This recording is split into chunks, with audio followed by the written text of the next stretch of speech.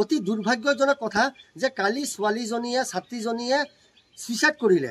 Suicide কৰাৰ কাৰণ হ'ল তেখেতৰ ঘৰৰ মানুহে হেডমাষ্টাৰক ফোন কৰি আহ্বান কৰিছিলে যে তেখেতক পৰীক্ষাটো দিবৰ কাৰণে, কিন্তু হেডমাষ্টাৰে পৰীক্ষাটো দিবলৈ মানা কৰিলে। হেডমাষ্টাৰৰ ভাষ্য তেখেতৰ ঘৰৰ মানুহৰ পৰা আমি শুনিব পাইছোঁ, হেডমাষ্টাৰে ক'লে যে পৰীক্ষাটো নেক্সট টাইম দিবৰ কাৰণে, পিছৰবাৰ দিবৰ কাৰণে। অতি দুৰ্ভাগ্যজনক কথা যে ছোৱালীজনী এটা ক্লাছ 9ৰ ছোৱালী সুইচাইড কৰিবলগীয়া হ'ল।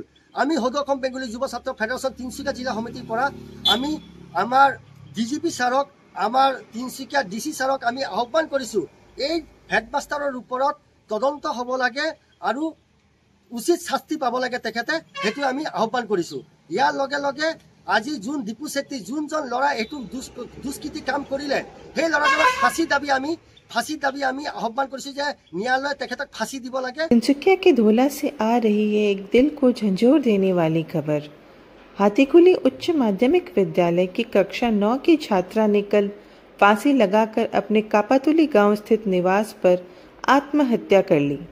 आनन फानन में माँ बाप अपनी बेटी को रुपाई साइडिंग स्थित एक प्राइवेट नर्सिंग होम ले गए, जहां डॉक्टर ने इस मासूम बच्ची को मृत घोषित कर दिया। सूत्रों के अनुसार घटनास्थल से एक 4 पन्ने का सुसाइड नोट भी मिला है। हालांकि पुलिस सुसाइड नोट की बात की पुष्टि नहीं कर रही है।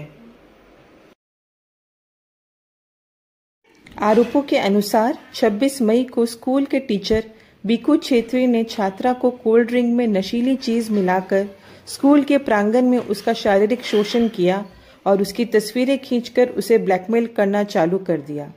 इसके बाद 3 जून को छात्रा ने स्कूल में फिनाइल पीकर आत्महत्या करने का प्रयास किया था, लेकिन स्कूल के टीचरों ने उसे रुपाई साइडिंग स्थित प्राइवेट नर्सिंग होम में भर्ती करवाया, जहां डॉक्टरों ने उसे बचा लिया तथा 5 जून को अस्पताल से छुट्टी दे दी।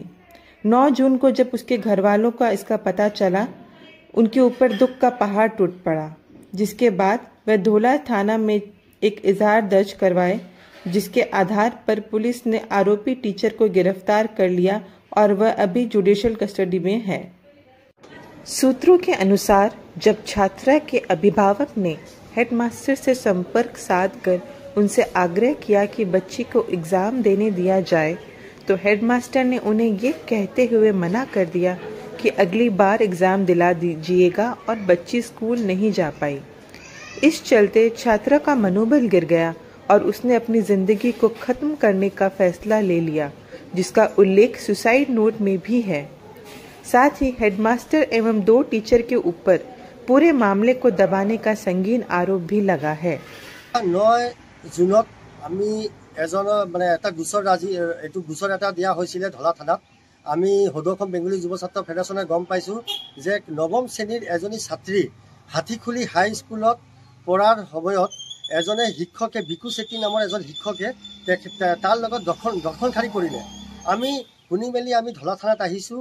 ধলা থানাত আমি অহাৰ পিছত OC ছাৰৰ লগত, ধলা আৰক্ষীৰ লগত আমি কথা পতাৰ পিছত আমি সেই 10 তাৰিখে সেই বিকু চেত্ৰী নামৰ ল'ৰাজনক পুলিচে এৰেষ্ট কৰি জেললৈ প্ৰেৰণ কৰিলে।